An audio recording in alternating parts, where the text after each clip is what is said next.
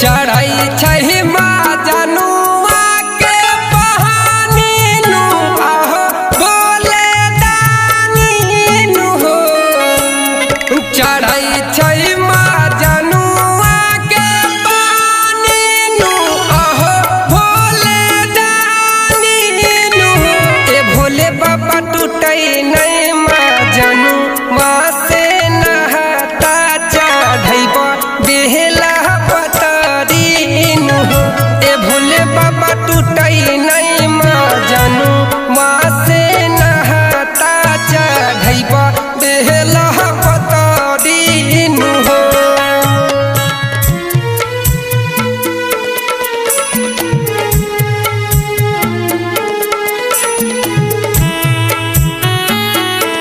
Ambika recording studio Delhi.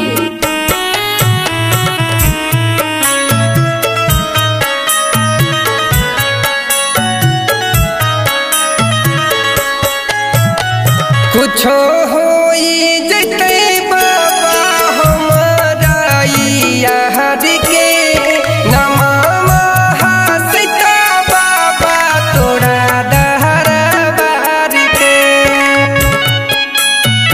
हाँ कुछो होई जैते बाबा हमारा याद के नमा हसीता बाबा तोरा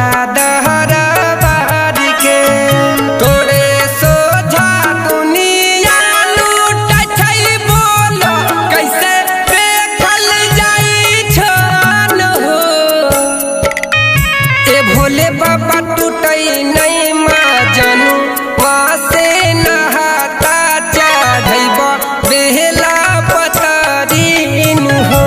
ए भोले बाबा टूटई नहीं माँ जनुआ से नहाता चढ़ैब बेहला पतरी नु हो।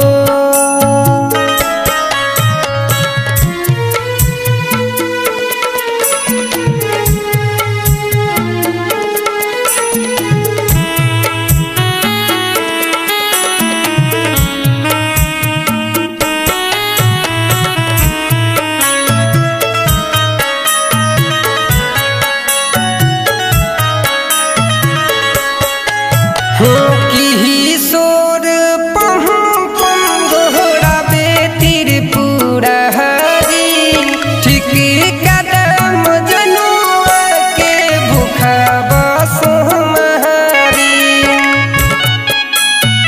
हाँ की सोर पम पम गोहरा बेतिर पूरा हरी ठीक कदम जनुआ के भूखा बसो महारी।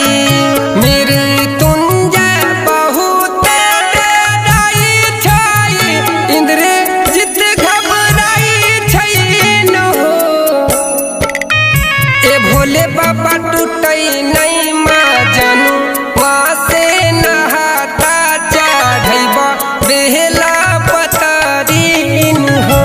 ए भोले बाबा टूटई नहीं माँ जनुआ से नहाता चढ़ैब बेहला पतरी नु हो। Ambika recording studio Delhi.